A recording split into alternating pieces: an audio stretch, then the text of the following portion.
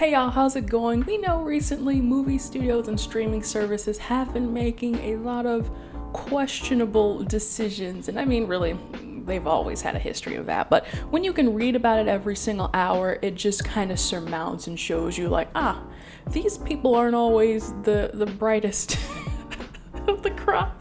I don't mean to come out as insulting, but I think out of all the decisions, this one really takes the cake. So, Squid Game, we all know and love, was a phenomenon over, like back in September, took the world by storm.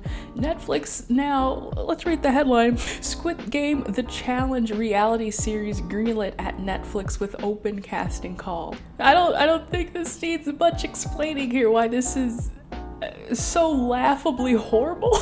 I mean, okay, I'm just gonna keep reading the rest. Netflix has greenlit Squid Game The Challenge, a reality competition series based on the hit 2021 South Korean drama. The news came from Netflix head of global TV, and they say, according to Netflix, this will be the biggest reality competition series ever, hosting the largest cast and offering the large lump sum cash prize in reality.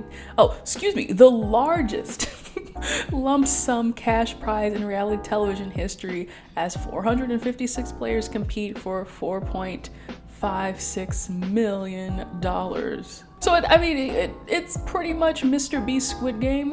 Contestants will go through a series of games inspired by the original show, plus new additions, which are all intended to test their strategies, alliances, and characters as others are eliminated around them, and they're recruiting people from around the world. I think there's a meme that someone posted just below the article. The true message: late stage capitalism is ruining lives. Netflix. Wow, quirky game show. I think the response to this is pretty unanimous. Netflix, what are you doing? The whole point about Squid Game, right, was the creator saw, the tragedies that people were living in their lives, saw how, money made them desperate, right?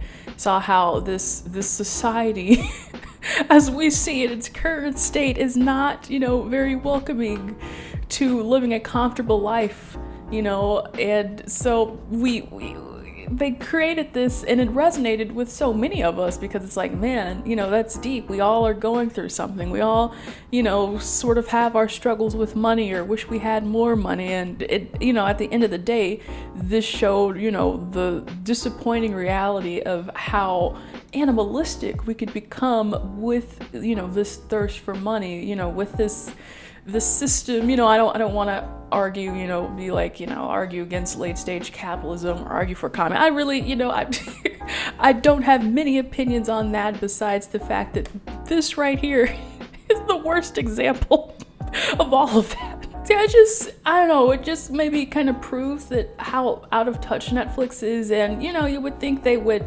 greenlight a show like this because it speaks to so many people. I mean, that again, this was the whole point of the series, and now they're exploiting that same idea, like, let's see how desperate people are to get. Now it's weird because I'm like, okay, when Mr. Beast did it, it was kind of out of fun, right? He's a big memer anyway. He likes to have fun, so it didn't quite feel almost as sinister as what Netflix is doing. And like, I honestly believe, it's just kind of like the message going right over their head. I don't think they mean to be the bad guys, or they mean to be like, oh, let's watch poor people, try to kill off. They're not going to be killing off one another, but eliminate one another for sport. I don't, that's definitely not what Netflix is doing here. But I mean, just by this statement that one of the execs gave, it just completely shows that they missed the whole entire point. This guy said, Squid Game took the world by storm with director Hong's captivating story and iconic imagery. We're grateful for his support as we turn the fictional world into reality. In this massive competition and social experiment. I'm having some real social experiment days flashbacks. Now, it's no surprise that Netflix has been struggling recently. They've been talking about losing subscribers. Last month, it was announced that Netflix cut 150 US-based jobs as a result of losing those subscribers. And it's just been a whole whirlwind. They've been revealing plans to, crack down on people sharing Netflix passwords. And then they also introduced some measures, they were like, we're going to increase prices. You know, so you have to pay double if you want high definition, or if you want, you know, extra people to watch on your, it's like, come on, give me a break, really, Netflix? And they even mentioned they might stop greenlighting expensive vanity projects like Martin Scorsese's The Irishman, kind of stating like, you know, we've been throwing around a lot of money on these big projects, so maybe we should stop spending a lot of money on big projects. I don't, this sounds kind of dumb. It just seems like even after they cut so many shows, and they're always like, the stuff that's the fan favorite stuff, they're like, you know, tossing it aside, and then at the same time, it's just been like they've never really had a coherent strategy. They will just greenlight any single thing, any idea that you have. It's like they would just greenlight it, and then, you know, maybe some stuff would stick, and then they would cancel it. So I just don't know, you know, like it seems like a while ago when Netflix was kind of like at the forefront of putting out originals, right? Before we had basically just television channels putting out originals. And so it was kind of new territory for Netflix to be entering this space where they could put out their own thing, and it could be as long as they want. They didn't have to abide by any censorship, and that was really cool. You know, like with Orange is the New Black and House of Cards, I never watched that, and even with Stranger Things, it really felt kind of like prestige TV. And then I think out of those three, even what was that, Sense8, it was just kind of like right after that, they just got a little too money hungry. You know, the subscribers were flooding in, wanting to see all this wonderful stuff, and then it just, you know, became a factory of crap after crap.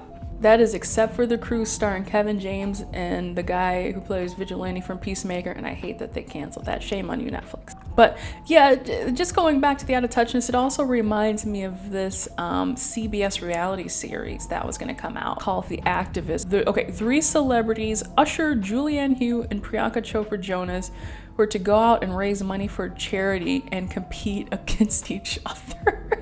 They said The Activist was supposed to be an unprecedented series featuring 6 activists from around the world. We're going to bring meaningful change to 3 urgent universal causes: health, education, and environment. I mean, if that just isn't the most dystopian thing, you know, we have so many resources in this world, and then you try to boil it all down to, you know, who can we put on TV with a celebrity and, you know, see which cause is more important.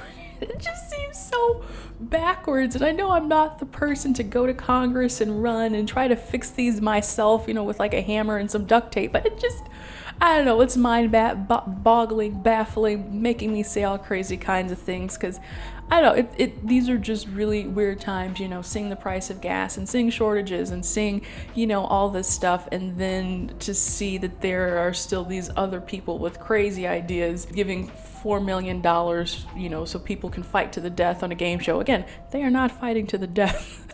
Just let me stop there and say, I don't know, I wonder if this is going to be canceled in the same way that The Activist was canceled, because that was just, it was just horrible. So I would really champion for them to not do this. I mean, it just feels like any other way, any other game show. I would rather play Jeopardy than, you know, try to take something like Squid Game and then just completely tarnish its message if I wanted to, you know, win some money or something like that. So that's my soapbox, guys. Let me know, would you join the Squid Game, or does this just seem so far dystopian that we may as well be competing in the Hunger Games? Let me know down in the comments below. And by the way, I was going to talk about Joker being a musical, but this completely had precedence over it. So please go and click on my video where I talk about Joker 2 a little bit on my news review, my latest video to have come out. And otherwise, guys, be sure to like if you enjoyed this and subscribe. Stay tuned for more awesome, honest commentary. I'll see you in the next video. Bye.